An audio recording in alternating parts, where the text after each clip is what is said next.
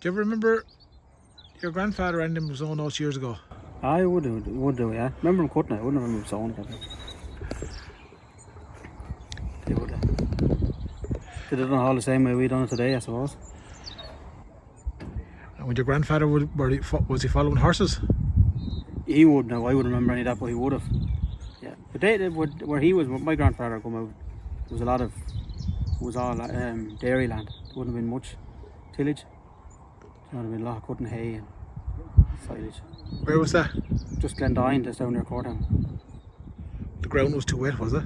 No, there were more into milking cows than tillage. There was another uncle, he done a bit of tillage now around, but that was probably in the 70s and 80s, I'd say, 80s and 90s. When did you get into tractors? The family now, or us? The family, yeah. Oh, the family. So when they come out, Ferguson's was in the 50s. TVO Ferguson was our first tractor, I'd say, and they went on Nutfields and Fords and Majors, then and into Ford tractors and Leylands and Marshalls. And who would have got them, Gavin? Your grandfather or your father? Grandfather, my uncles, I'd say, really. Uncle Wilford Neville. They'd have bought them, really. They were a little bit of contracting. And when did the first tractor come on the scene in your family? It would have been in the 50s, at the late 50s. They probably would have. I think it was a TVO Ferguson they got the first one. And where would have got them? Get them from? Actually, can't answer that. Would have been a dealer in Bunclody or? There would have been. I'd have been in Ferdin's now, and they were in Gorey. There was lots of dealers everywhere years ago. Ballygarrett even, I think there was a couple of machinery dealers. I know laterly some of them would have bought them in Alfie Spencer's, and there was some of the Fords were bought up in Arklow, and some agricultural place in Arklow, Wexford or Wicklow. And by any chance, would you have your grandfather any of their tractors? No, they're long gone. They were wore out. What was your father driving when he was as a chap? Do you know? Alice Chambers and Ferguson's, Perkins, No Fields, Majors. And he started. And then your father Victor went into a bit of contracting with cutting hedges and all, didn't he? Yeah, I was digging for years before that, before he went into hedge cutting. It's groundwork, site work. Massive 50 diggers and 50 B's and D's. Started hedge cutting then, probably maybe back in the middle 90s. 1210 David Brown and a Bamford hedge cutter. Do you have his tractor still? Have the 1210 still, yeah. And you do vintage day, don't you? Yeah, we do, yeah. Every September, first Sunday in September. And what do you call it? It's Pat the Chap Vintage Club. Why the name? It was already established, we just took it over. It was established, I think, maybe back in 2011 or 2010. It kind of gone quiet then, so no one else was taking over. We took it over then, I think, in 13 or 14. And who was Pat the Chap? Pat Murphy was his name. He was up from just a little bit the other side of Munamallin. He died 20 years ago, or 25 years ago now. But some of his sons started at the very first time, and that's what they called it, Pat the Chap. He just loved Ballydon. So we just kept it going then. What's the interest in tractors and machinery with you? Jeez, I don't know really. I don't know how it got going, so we bought one and got a disease. It came diseased, so I sort of started from there then. Every next one that came, it got worse and worse and worse. Do you have many? Probably 12 or 15, I'd say myself, yeah. Brothers have a couple, and father's friends have a couple, of more people in the club with more. There's a good film, there's a good interest in it. And do you have any of your father's tractors? I have his 1210 still. Joe, the brother, has his 1594, or the 1494, what he used to run the hedge cutter with. And he bought a Ferguson 20 off an old lady, Mary Murphy, there over near Killarney. And we still have that tractor as well. And we still have two uncles' tractors, two of my mother's brothers' tractors are still there in the yard. They're there probably since the 80s as well. We still have two of them. Are they going? Oh yeah, all gone. All work still. And you're after sowing some oats here today? Yeah. And then you'll have the cutting then. When will the cutting take place? The suppliers for the seed said we should be cutting around the middle of August, 20th of August maybe, as long as the weather goes right. Hopefully it'll grow now, it's in. And then you'll have a thrashing as well, will you? Yeah, we'll do a thrashing then in September. First on in September at the Vitty Shop. So you'll take the sheaves from here over? Yep. Hopefully the weather's right now. We'll cut it on or around the 20th anyhow, and we'll have it then. It'll be cut for a couple of weeks before the show's on. And years ago people would leave it a couple of weeks before we thrashed, wouldn't they? Yeah, they would, just to dry out the stock, I think. Really is why they're on it. You see, really you're supposed to cut it before it's even ripe, and it gets ripe and it's stuck. It's very hard to pinpoint all that down now. I don't know how they done it years ago. Maybe it was only gave them a chance, but a lot of them would have stuck them in the field, and then they would have been brought home and stacked in stucks. Stuck them in the field, and then they were stacked into stacks. And trashed then later on in the winter time. But I don't know whether they were left for any particular reason, or they're just left because it took a while for the thrashing mill to get to them. And how many be in a stuck? Oh jeez, I don't know. Is there 12 stucks in a stack? I think there's 12. Well, a stuck is just the whole little bundle of corn that's not tied together. And I think there's 12 stucks in a stack. And there's so many. Whatever way they're done, I think there's 8 or 12 stucks in a stack. You'd build them up then, the circle, yeah. Build them up. Keep building them up then to a point, I suppose. Get narrower as you're going on. Yeah. Water washes off them when they're lying in the yard. And you'd wait a couple of weeks, then the thrashing day was a big day. It was years ago, yeah. Yeah. Was there any thrashings when you were too young, were you? I was too young for any of that, yeah, that was all gone. Yeah. What were you, square bale, round balers?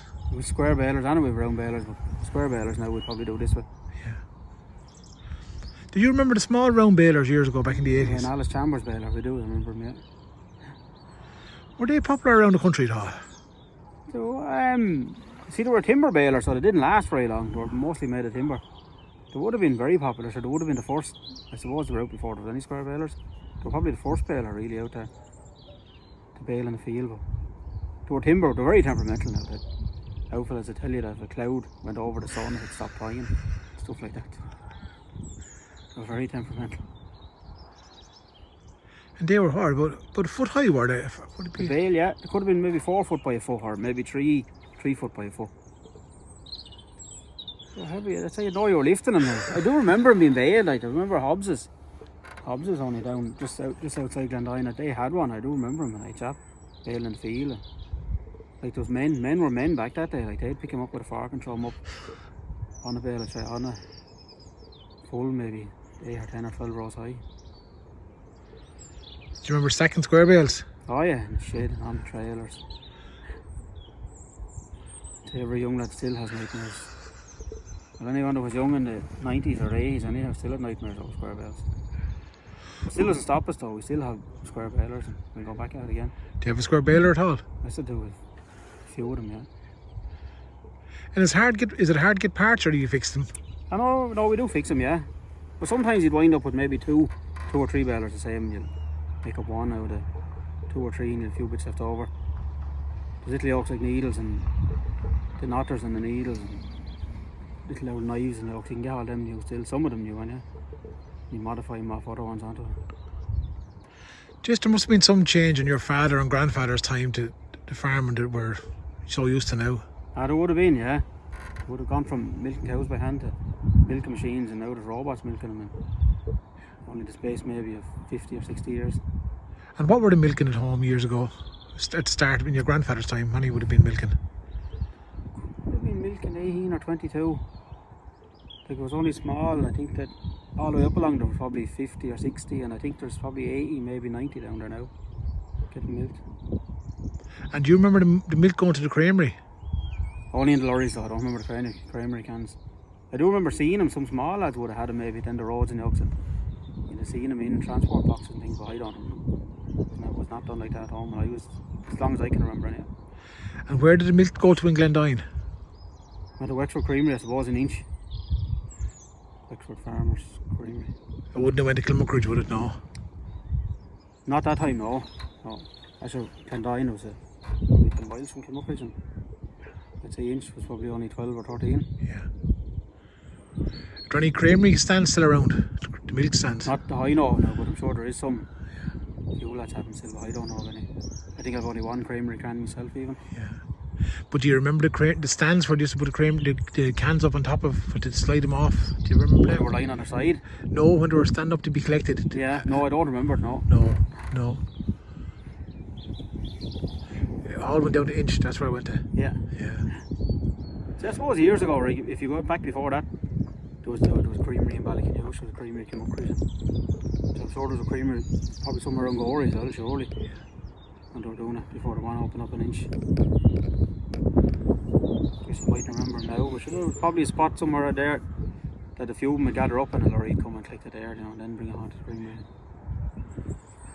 When I'm talking about cows and milk, did you ever see the men years ago, or maybe nowadays, putting up a bit of holly over where the cattle will be in the shed?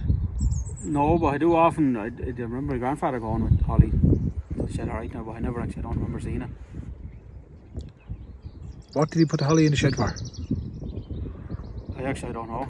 He did tell me now, but I don't remember. Did he mention ringworms? No, no, I don't think so, no. That's what it's for, was it? That's what I'd hear men telling me that anyway. Yeah. They'd hang it up I'd be a bit young for that, you see, silly. Yeah. Only a chap. Should there were hand milking in your granny's time, were they? Yeah, there were, yeah. It was all gone now, I don't remember that now, but there would have been. Yeah. We should have only had 3 or 4 or 5 cows maybe at the time. Yeah. They'd be only milking for themselves really, and wouldn't been much of it went to the creamery. Did you ever hang on to their old churns or anything like that? The one churn, that's all I have. And the rest of them were long gone before I got home. There was a lot of work years ago, wasn't there? But when you see sometimes, like you see different field days you go to, you see where they were churning butter and where they were making cream. You know, the work that went into that, the women baking bread. The time they put behind it. Yeah. Like, it was quite labour intensive. You know that Yeah. people like men were like everyone did work hard over that time. I'm sure they lived no end, it's only short lives. Working like dogs. Working like dogs all the time, yeah. There'd be nothing romantic about it too if you were doing it back then, what? No, I wouldn't, no. I'd be sick of it quick. I can tell you that. It's alright us doing this here now today, and it's a sunny Sunday afternoon now. If you turn around Monday morning and get up at 7 o'clock and go ahead again, and Tuesday and Wednesday and Thursday, you'd be sick of it too, I'd say. It's a bit of a novelty for a while, just to. It's something, like, we all have these machinery, so it gives an excuse to play with it. Yeah. And why do you hang on to the machinery like this? I suppose it's probably just a memory of a simpler time when you could do, everything was simpler and easier. Well, it was simpler and smaller, really, and just easy maintained. Some of the stuff was easy, got years ago, and we have it a long time. And just all you do is keep it in, keep it dry, and keep it maintained. Use it every year. And would you have connections then with your own, because they're your own family and relatives farmed like this? Would there be a kind of connection like that as well? Yeah, there would have been, yeah. There would have been. You see, that like the father and stuff, they'd have been sort of into it. Only they never had time to be at it. You know, it's only when they got older then that they started wanting to do this, and start feeding, putting the seed in your head, and leave you at then, you know, tell you how to do it. Leave you at. Sure, now there are a lot of them are gone. So you just keep doing it. Hopefully maybe the next generation will take it up as well, whether they will or not, I don't know, but maybe when we go it'll be gone as well. I don't think so. It's hard to know. It's hard to know. Thanks, Gavin. You're welcome, Matt. Michael.